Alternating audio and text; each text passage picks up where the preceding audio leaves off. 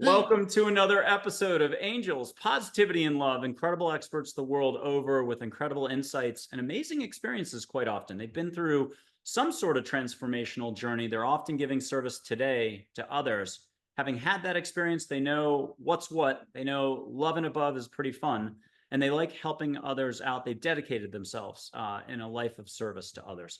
We've had filmmakers, authors, White House physician to the US president on, the youngest Delta Force operator, naturopathy for him on the side, and many others. Again, 25 countries. I think we're up to almost 300 shows into the fall of 2025. For such a tiny show, we have a really big guest footprint. A reminder to everybody, we've just hit 500,000 channel visits, which is really nice. But people are still really shy. At times, we've only got a 20% subscription rate. So hit that subscribe button, hit the notification button, the share, the like, and comment. Emojis count as great comments. People get really shy when they're watching this type of content because it's so woo-woo-woo spiritual, or you feel like, oh my God, I can't do what they're doing or anything else. And last bit here, before we introduce our incredible guest, is just you can participate in the steps that are taken on air. I light sage and blow it through 2 screens. You can catch the sage. You have no limits. But maybe you're going to have to watch a dozen of these shows to really believe it. So definitely check out all the shows. We've got, I'm not kidding, stellar guests. Speaking of which, today, Stephanie James is coming to us. She's a filmmaker. She's an author. She's a show host. She's a speaker at events. She's an MC at events. She's a clinical psychotherapist. If I use the right terminology, I always mess that stuff up. She's going to correct me in a little bit. But she's also super intuitive, and she's got a lot of abilities that I think all of us have a lot of abilities. We're all learning to tap it more as time goes by. I'd just like to say welcome back on the show. She's hopefully going to be on the show many more times to come in the future. Stephanie, great seeing you again. So great to see you. It is always just the biggest joy to be with you, Michael. Well, thank you very much. Hey, talk to us about this thing called spirituality or the universe or consciousness or awareness. I mean, it's a really big thing these days. You see it all over social media. You got into this at a certain point. You went very serious with I'll call it clinical psychology. And you've done that for a long time. So you've seen a lot, done a lot. You're super seasoned. You've made movies, a book, and again, kind of made the tour. You know a lot of different folks. Your Rolodex is big, and you've got a really good reputation. How has it changed, though, the landscape and what you're appreciating now from when you began? Such a great question. I love that. So I would say, and my spiritual journey really began as a little girl. So I guess I have to qualify that first. It's part of how I began my latest book, which will be coming out. I'm dying to tell you about death. But that book really, it begins with that 5-year-old that really had the awareness. I mean, I can tell you absolutely with vivid memory where I was standing, what I was looking at in my parents' basement, looking at my grandmother's antique dresser that was down there. And I just had the thought like, oh, I was never born. Oh, I guess we never die. Oh, we're not born or die. It just keeps going, like very clearly. And I would say, I had spiritual experiences very, very young and a very different orientation into spirits and other dimensions, which I have not talked about at all until now. It's with this book that Neale Donald Walsch, as I was visiting with him, said, you're going to write this book. And that all it was like, okay, I'm just going to, here it comes, the most authentic version of me. Because just like you said, Michael, in your introduction, we all have this inside of us. So I would say, given that orientation, what's happened through the years as it has expanded in so many different ways, right? And the thing I think that right now, I would say what continues to be my growth curve is realizing that we truly are limitless.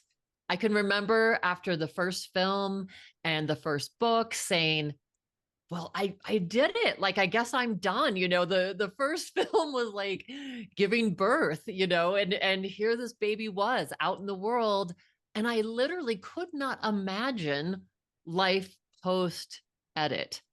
at that point. And so I would say the continual unfolding joy for me is that not only are we limitless, but that interconnection that we have with one another, it is palpable, it is real, and you never know who, what, and when amazing things are going to come into your life. And so to be able just to start tapping into that, and you nailed it too, it is inside of us, it is not external.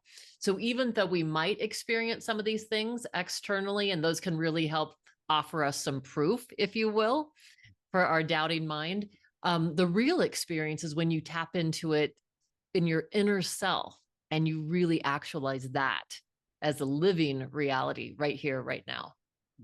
Okay, so quick checklist. Is love the fabric of the universe? 100%. And do angels exist plus many other loving types of beings? Absolutely. Okay, do you have an example where, a stranger said something, kind words, but you turned around, they're gone? One of those classic, maybe it was an angel, you're certain it was an angel. What was one of those? Well, I mean, what popped in my mind, the first time that happened to me that I was really aware of was I can't remember what was going on. I have to feel like it was a time when my brother had been in the hospital and I was really, really upset. I was really down. And I went to the grocery store and I had no makeup on. I'm sure my hair was up in a, bun, and I'm sure I'd been crying. So I was not at my best self. And I go get groceries and I'm coming back to the car, and this guy, I mean, totally looks kind of like a roughneck guy in a pickup, pulls up, not someone I would have necessarily spoke to. And he just said, "Hi." He said, "You're really beautiful."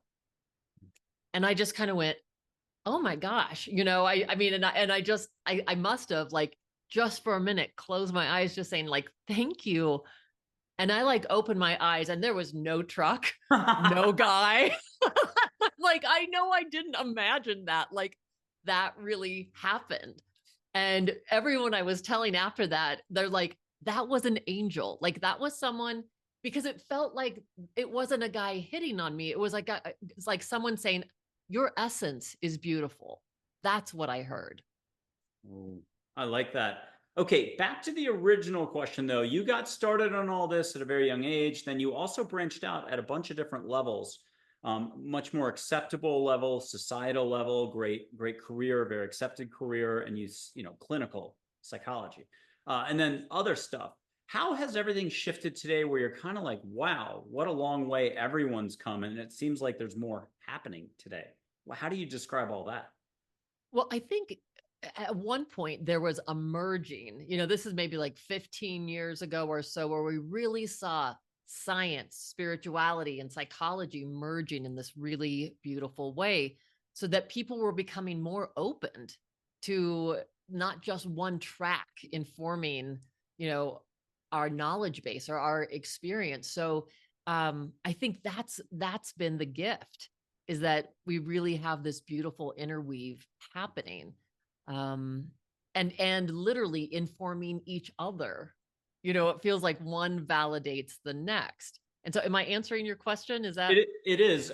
Is it everyone's opportunity for just a little more growth, a little more expansion ahead? Is that sort of how you describe it? A little more kindness? I feel like that is absolutely where we're at right now. And I personally, I believe that things are just really going to bloom here in a major way. Things are always really chaotic before something beautiful happens. And, I'm reminded of the analogy of, it's not a caterpillar to a butterfly. The caterpillar, when it goes into the cocoon, it becomes goo. It becomes nothing. And in that nothingness, in what might feel like chaos and lost identity, forms something beautiful and evolved. And that's how I feel. That's where we are as a humanity. We are becoming that butterfly and breaking free from the, like, cocoon constraints of past old narratives, these archaic narratives and ways of being in the world, and being born new. I'm going to read a couple quotes to you, and if I could just get your reaction. Um, a healer is someone who's able to raise their frequency to connect to the source or light energy while keeping themselves clear and fully connected. They use this elevated frequency to help others directly or indirectly.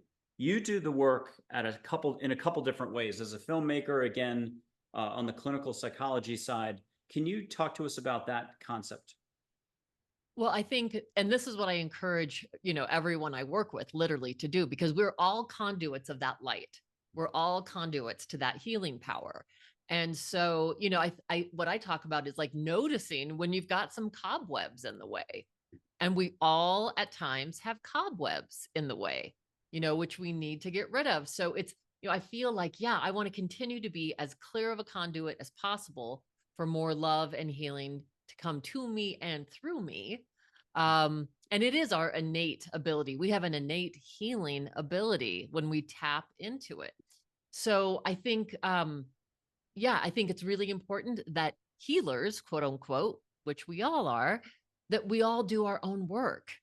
It's not one and done. It's not like, okay, well, I've done this in the past. I've gone to therapy or I've done, EMDR. I went to a spiritual retreat. So now I've got it. I am enlightened, and it's like, as long as we are breathing, we are growing, we are expanding. And so there's no end point to that. It's literally just a noticing. And I have to tell you, because I will just crack up sometimes because I'm like, oh, yeah, I feel pretty good about this, a certain area of my life. And then all of a sudden something will happen. I'll go, wow, and after kind of the shock of it showing up, sometimes I'll just laugh at myself and go, oh my God, there it is. There's a cobweb and I'm going to look at it. And it's not to go like, oh, I don't want that. That's not there. It's like, no, I'm going to befriend the process and be like, this showed up for a reason and I'm going to pay attention to it. And then I'm going to let it go. Oh, that was powerful. I like that. Okay, talk to us about the nitty gritty. If it's a Marvel superhero kind of comic, DC Comics movie, you've got some skills. Have you always been able to see auras on people? Did you tamp it down? Did you run the other direction for a decade or two? Is it just when you want to, or in weird situations, odd situations, like just the moment is so intense that that's when it comes through? That's the way I wanted to say that. Could you describe auras and seeing light? It's happened for sure. Yes. Yeah. Yeah. Yeah. And, so again, this is interesting because this is the part like I didn't share forever. Right. And from 6 years old, I was awake. I was not dreaming. And I talk about this in my book where I would wake up and I would see what I would call energetic imprints of people standing at my door. And that was a regular occurrence. Now, interestingly enough, 25 years later or 27 years later, my 4-year-old, or let me think how long it was later. It doesn't matter, but like 25 years later, my daughter tells me she's had the same experience. It was like my 10-year-old daughter saying, I spent the night at Meme's house and these 3 light figures were there and the same size, 1 big, 2 little. So whatever those, guardian angels are or whatever's, So attached to unconditional mom's love, house. unconditional love, spirit, unconditional love, like more universal figures, less people who have passed over necessarily, but it could be both. It could be both. Yeah. So I don't know. And that kind of energetic imprint became something that I saw for years. And even at 16, when I had moved back into mom's house, I had experiences with that. And I was a little scared at that point. I didn't have that childhood innocence. So that was a little bit scary for me. So I think I really shut it down. I really, really shut it down for a long, long time. And then, for 17 years, I've been in private practice and I do EMDR, which is a trauma protocol. And I started noticing as people would be healing, as a therapist, you're very connected. I'm watching them, the color come up in their face as they're processing, or just the movement. You can see their eyelids moving behind their eyelids, or just the slightest change in their face. And all of a sudden, as they would heal or start to, rewire this past trauma, I noticed light emanating from them. So and it's giving me the chills right now. It's making the hair stand up the top of my head. But it was like I couldn't deny it. I wasn't looking for it. It just would show up. And so that has been this incredible thing. Now it doesn't happen every time, but it happens sometimes, and again, I'm not looking for it. I can just be looking at someone else and go, whoa, they're not only white light emanating, but then colors as well. Are you calling yourself a healer on a daily basis just yet? Are you getting there? And people can grab you, period, for a variety of services, and it's on your website, stephaniejames.world. How do you describe it all? Because again, that's also an evolution for a lot of folks. There'll be people who have been in the business for 30 years teaching mindfulness meditation, and they're only hanging a shingle out like now.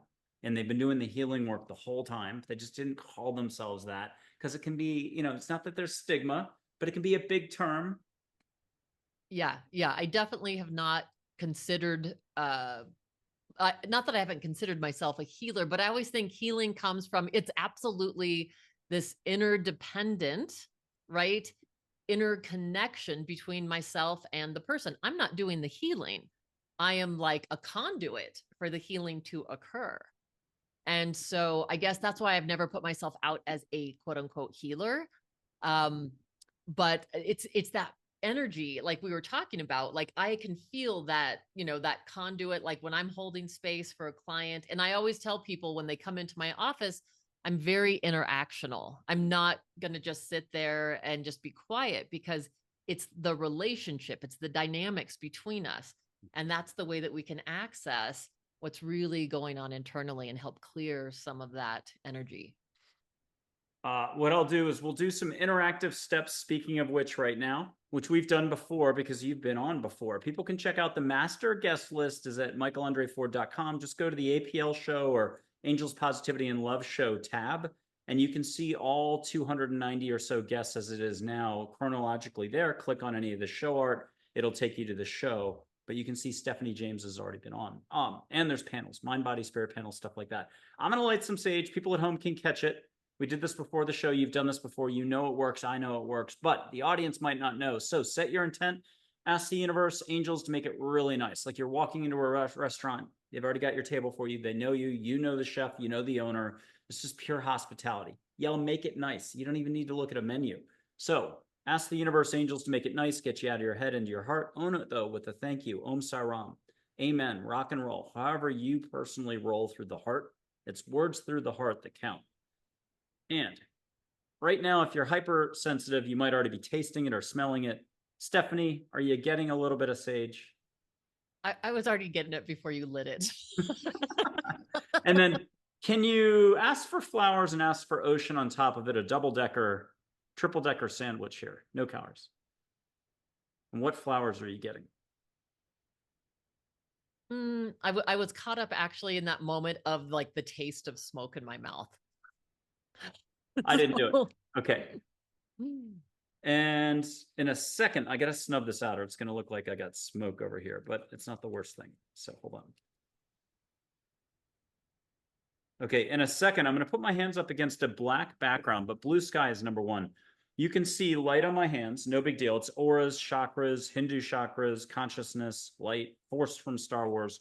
What was the movie? Celestine Prophecy made it popular doing it this way, but in India, they do it this way. And I had a guest who was around in the 70s describing how they all did it that way before the movie even existed. So whichever way you want to look at this, it's just a little bit of love and light. And more importantly, get a dad joke. Sesame Street, Bert and Ernie. Bert offers Ernie ice cream. What's Ernie say? Sure, Bert. And if people want to just see with their heart, breathe through the mouth. And then what light are you seeing flow between my fingers? I see a blue one.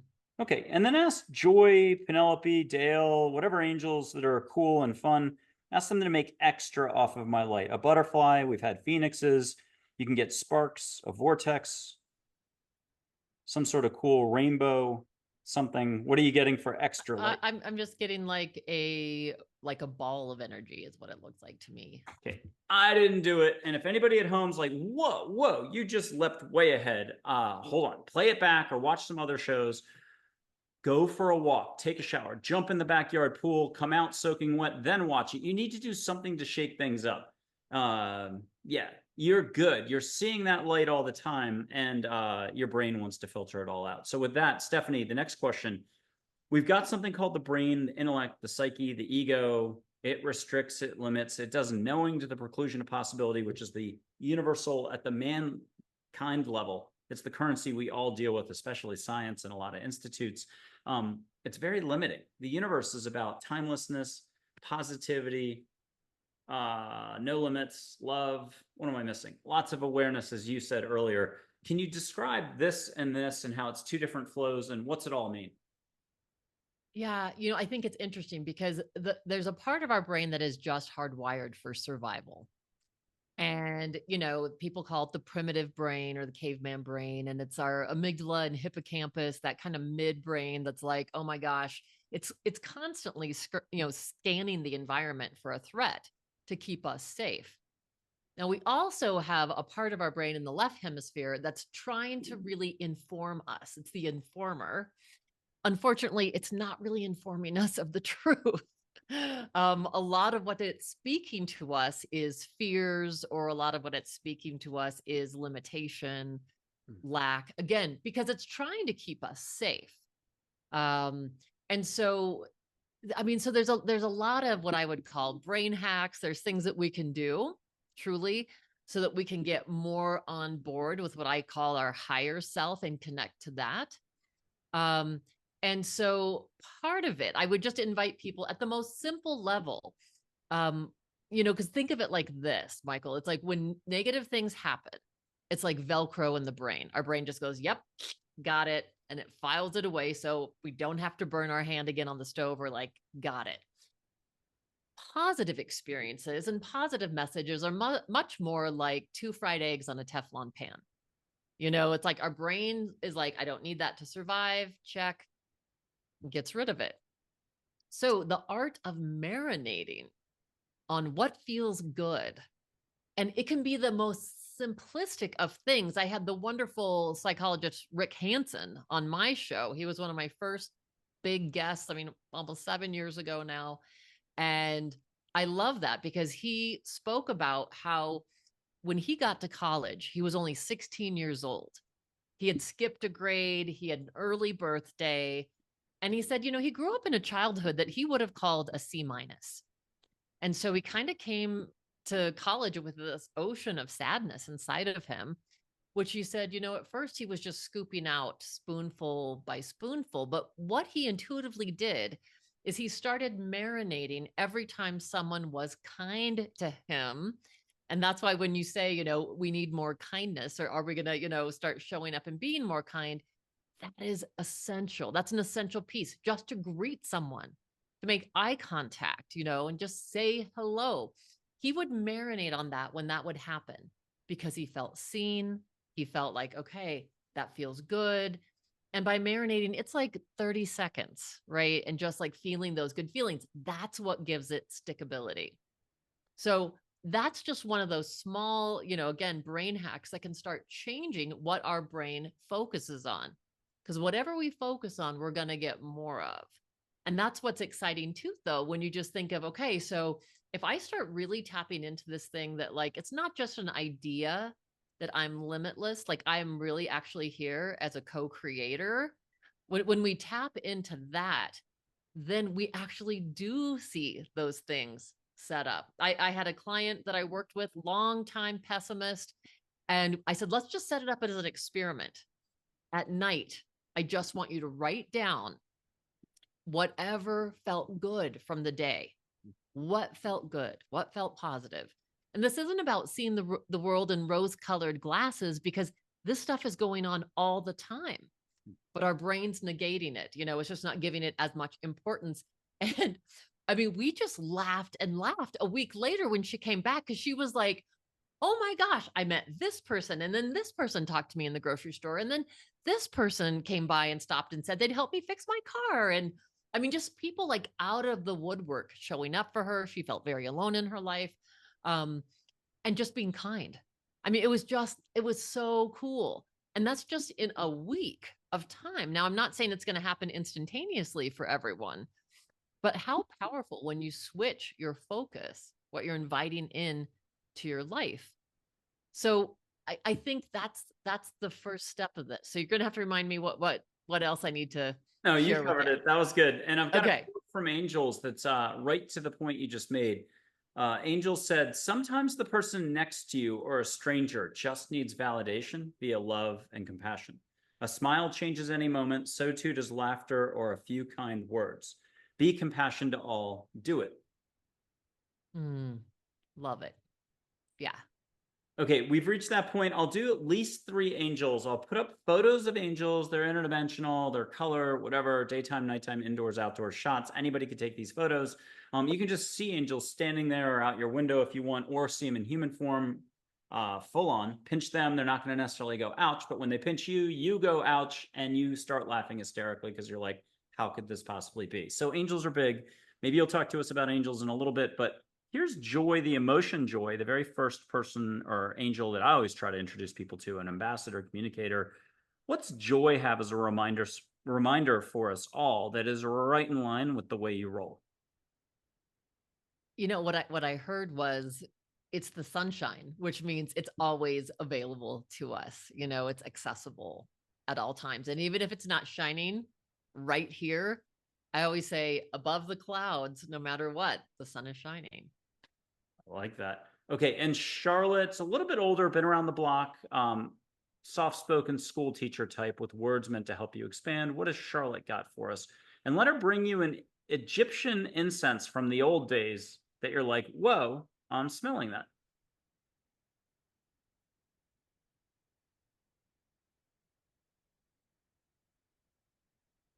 So interesting. I don't know that I quite have the incense, but right away when I saw her, it was just something about um that also what's always available to us is peace.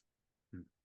And interestingly, that's what's below the surface. When we get below the surface of thoughts, behaviors, beliefs, there's always just peace. I love it. I got one more angel for you. She's a soft-spoken professor, light waves of energy and water. Some might call her Mother Hawaii or touch of Hawaiian spirituality. Either way, light waves of energy in the ocean or water. Very sparkly. And we've had other guests. One guest, August 30th of 2024, Dr. Karen Wyatt. This is her guardian angel. She talks about her, met her early as a little kid. It's how she wanted to become a doctor. Here she is talking to us as a retired physician. And another, Reverend Julie Moret, talked about meeting her in New York City in her 20s in her early corporate days. And when she was just opening up to the universe a little bit, she had interactions with this angel. What are you getting from Min? That actually one of the ways that you can tap into this beautiful energy, it's as simple as you rub your hands together as fast as you can. And I like to close my eyes, but it's about this thing of like believe and receive. And just doing that simple process, it's like you will feel not only this tingling sensation, but for me, as you know, I always get inner lights. And I'm just like, whoa, it's just like, again, tapping into that energy that's always available to us and allowing it to come in. Okay, if I was the guinea pig, I don't think I've done this more than I had like a guest from Nicaragua who's off the charts, Natalie Namaste, South African in Nicaragua, and she just volunteered to see the light around me. Is that something, if I was your guinea pig, if I go to my heart, can you see a little bit of light? Can you ask the crew to boost it for you if you feel like you're being shy? And if you needed to, I can even do this to just accentuate it a little. But what light are you seeing? It could be just more universal and around, or it could be me. But let me tune out and go whoop and go on an old bodyboarding trip. What are you getting? So the thing, let's see. It's so funny because I don't usually tune in like this, you know? So so as I kind of relax, I can start to see let's see. Wow. As you move your head, then it's more what do I want to say? Accessible, I guess. And so just kind of a little towards your crown, a little light purple is what I'm seeing, and out from there, a lighter light, and almost interesting, almost like a circle of light right above your crown. That is super interesting. Yeah, that's that like purpley blue. Yeah, interesting. This is not something I practice. We don't do this on the show too much, but it might have to become a thing down the road. I always forget everything. That's really fun. Okay. And then let's do one last experiential thing. Now, people at home, love and above only. And remember, there's no such thing as time and space quite the way we think there is, but that still means you got to pay your bills and, show up to work. So, but if you're watching in Germany, Tokyo, New Zealand, and it's 2030, when we've had about 4.5 million views on this video, you can still catch the sage, and you can still feel my energy in Texas. You can still feel Stephanie James's energy. If you don't mind putting your hand up, the only love and above, not our bill paying side. Yep. What are you feeling, Stephanie? What are you feeling? I mean, I just feel this current of joy. I mean, my hand is super tingly. Yeah. And I'm going to wish you only one time, but let it be joy and rainbow light coming in. Just feel it up your back, but feel it up your front. Get it 6 different directions, like it's a cube, but coming from every side of the cube. Lots of love coming your way. You're getting the Malachi Crunch, if anybody remembers the Happy Days series from the 1970s. Okay, here it comes.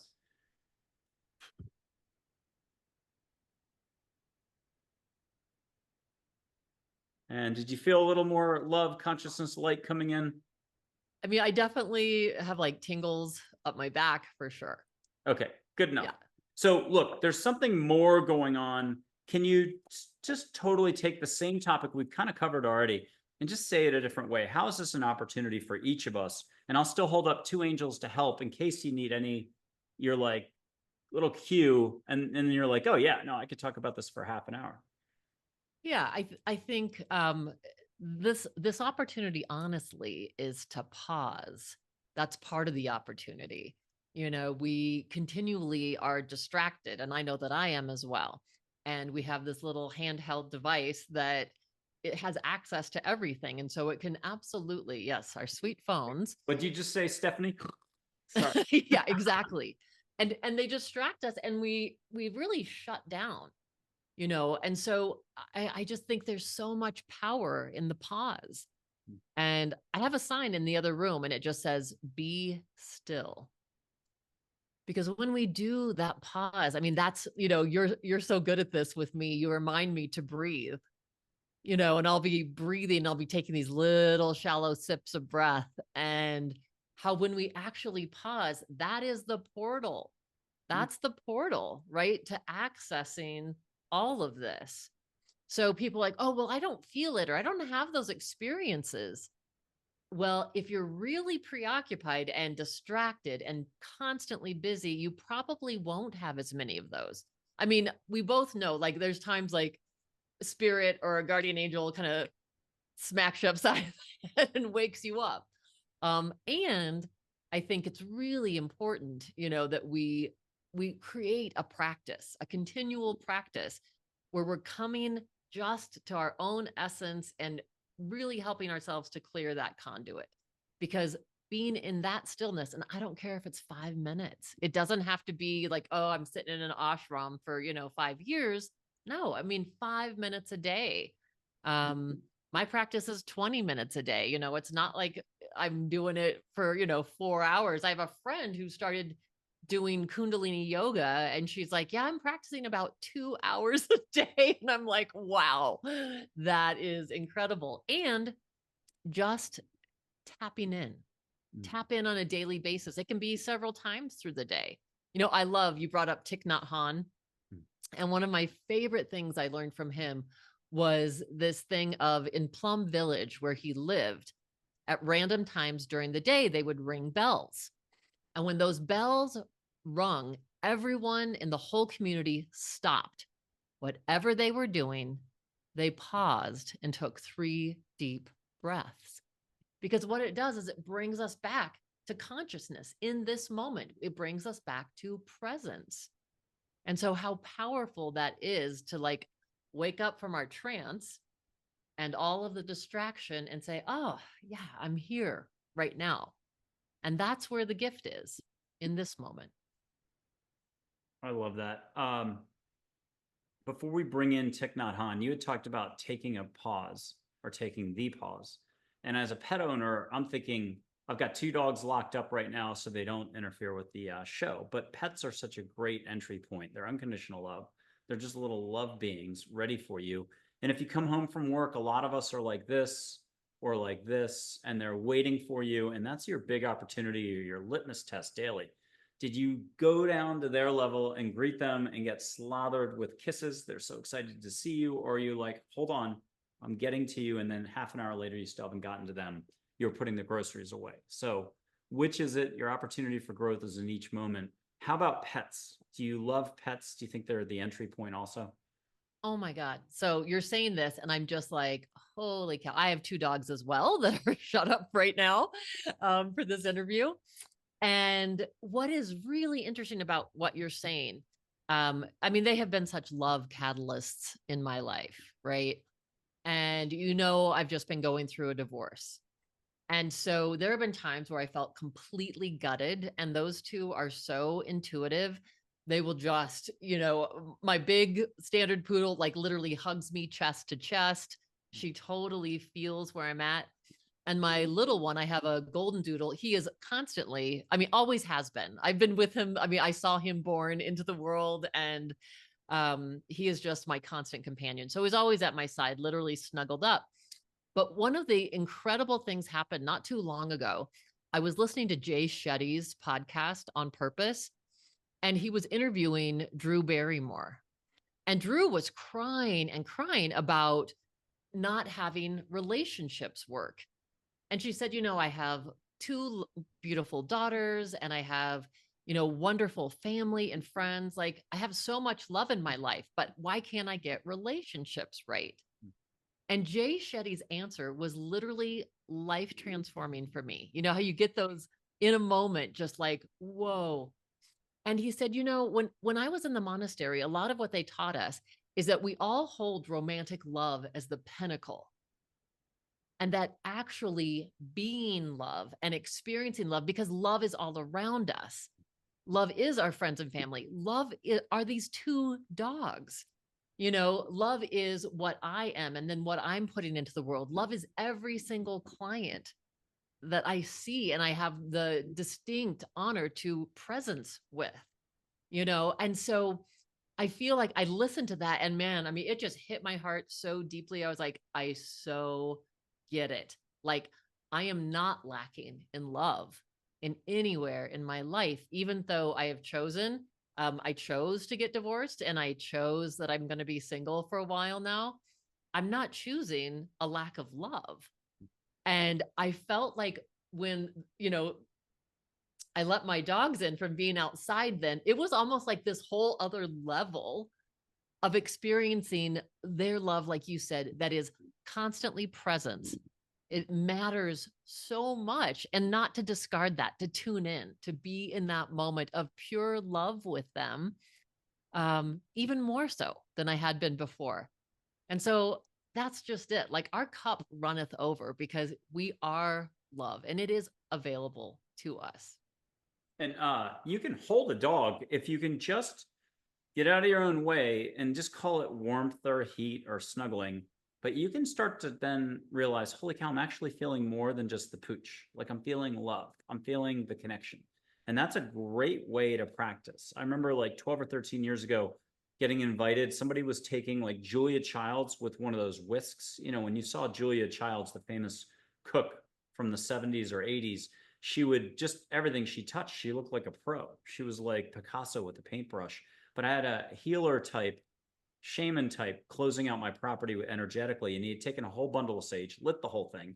There was no economical side of this. That whole bundle is going up in flames. He was like Julia Childs doing the whole fence area, and he came back to the final corner, and he's about to close it off, and he invited this 10 or 12-year-old to come over who's intuitive and said, hey, feel the space before I close it off. So she put her hand out and he's like, Mike, come over here. So I put my hand out and I'm like, is this working? So I put my hand out and she's like, oh, okay. And then he closes it off and she could feel the difference in the energy. And I remember I was like, my hand is not that shut off. I might not have felt it today, but I grabbed a candle without burning myself, a whole 1.5 feet off. Can I feel heat? And I just started to allow. And then eventually, we did this through the screens. So you have no limits. Let's get to Thich Nhat Hanh. Speaking of which, I've got him right here. Literally, he's here for everyone. He's an unconditional love guide. Just allow for this. People who are hyper intuitive can start to hear bells, those bells from that property. The Plum, I forgot the name of it. Plum Village. Yep, Plum Village. And you can catch an incense in the air now. Breathe extra, mouth open. If people need extra help at home, it's just an extra way of allowing. But what words or mantra does he have as a reminder for us all? What I was hearing is remember, remember who you are. Remember, because you are your essence. Again, you're not your personality, you're not your behaviors, you're not your decisions. We might define ourselves as those, but we're beyond that. So it's a remembrance. You're not your details either. And did you That's get any right. incense? Close your eyes, ask for the incense if you didn't get the incense, because Sri Shirdi Sai Baba is coming up, the one from 100 years ago. If you need Indian incense, you'll get it from him next. One way or the other. Breathe, relax. Everyone gets one more dad joke. Where in a hospital is the worst place to play hide and seek? Where? In the ICU. If you're laughing, you're letting go. You can't have any higher form of letting go. Letting go is letting go. You do it all the time to brush your teeth, fall asleep at night, take a hot shower, walk the dog. There's 40 million ways. Your brain will give you no credit for any of it. You're already an Olympic gold medalist. And now, did you get your incense? No triota. Always try. I have something, but I don't know if it's incense. Okay, It's here's almost Sri like Shirdi. a pine. Oh, perfect. Here's Sri Shirdi Sai Baba, the one from 100 years ago, 100 plus years ago from India. One more reminder, it'll be our last photo. And I'm going to do Yoda's voice to distract everybody. And maybe you'll get that temple incense or at least temple music, the things in the wind or the sacred sounds. Do not. There is no try. And if that doesn't crack you up, what show host does that for people? Okay, what'd you get from Sai Baba? I got oneness. That's, and yeah, interestingly, because definitely his picture was like I was getting this interesting. That photo moves a lot. I never said that out loud, but Audrey Hepburn in my top 2 photos for, sometimes more physical movement, Audrey eyebrow up. So tell us more about that. You were getting like it was almost like I would say like tracers, like energetic, like that's like it was that if it made a noise, it would be like that. And yeah, I mean, just instantaneously, it was just the oneness and the importance really for us to come back to the one. We're not separate. We're not separate from one another. And that's part of this awakening right now, like getting out of the goo and into our butterfly state is really actualizing the similarities that we share. And again, the deepest similarity that we share is our hearts, is that love. When we get back to what we essentially are, that's it. And in that place, we can experience oneness. I love that. One last technical question. The whole galactic, galaxy, cosmos universe is really big. We're not the only casino on the Las Vegas Strip, little old Earth. How do you address that at this point in your life? Or where were you 10 years ago? Where are you today? Is the galaxy really big? We're not the only show in town? Oh, for sure. I would say that, even in the last 10 years, that's opened up more and more for me. It's one of those interesting things where the more people I meet that I seriously am like, that person's not crazy. I know they're not. They're solid. And they're telling me about interesting experiences. I mean, I had someone at 19 years old, one of my dear, dear friends they were older than me. And they were kind of the ones that introduced me into more at the time, like new age thinking. like transfiguration and rebirthing and those things at a really young age. He is in the book by Ruth Montgomery, Aliens Among Us, for an experience that he had. So again, I was introduced to it very young. I had a lot of, I don't know if it's true or not. I don't know if it's true or not. And so I just think, again, we would be naive to think that we're the only ones. We live in this expanding infinite universe. And so, who am I to say? I haven't experienced anything personally. And I'm like, who am I to say what's out there or not? All right, last little bit. You get to choose. It's like a sushi menu. What do you want to like kind of wrap up with? Here are a bunch of different words. Hopefully I don't repeat myself on this, but accepting, acknowledging, attention, allowing, attitude, awareness, abundance, angels, remember to remember, opening, openness, allowing all. Let me do a couple more. Gratitude, patience, self-awareness, and healing. Are there one or two or three that jump out, and where do you want to go?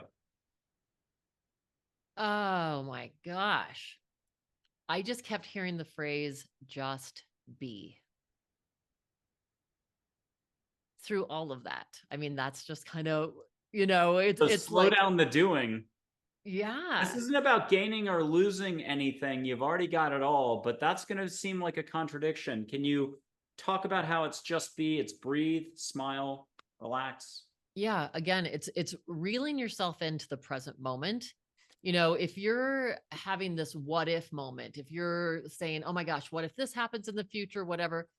You literally are releasing, a chemical response. Physiologically, you are, very nervous or anxious. You're creating those, that experience literally inside of you. Same thing if you're ruminating about the past and I wish this was different. And oh, I've got regret and I've got sorrow from what happened back here. Again, none of it's happening now. And I always tell people if you're going to have a fantasy about the future, you might as well make it a good one. Don't keep doing the what if game. So when we reel ourselves into the present moment and we can just be, just breathe, go into that simple place that you're talking about where kindness really naturally just emanates through us and it is us. I think all those words that you spoke of, they're accessible to us, because that's all right there. It's all there. So let go of the distraction, reel yourself in, and allow yourself to just be. Stephanie James, this is awesome. Thank you for being a guest on Angels, Positivity, and Love. You rock. And we're going to have you back on as often as you'd like every 4 to 6 months or so. And thank you again for coming on the show. Thank you. Always such a blast to be here. Thank you.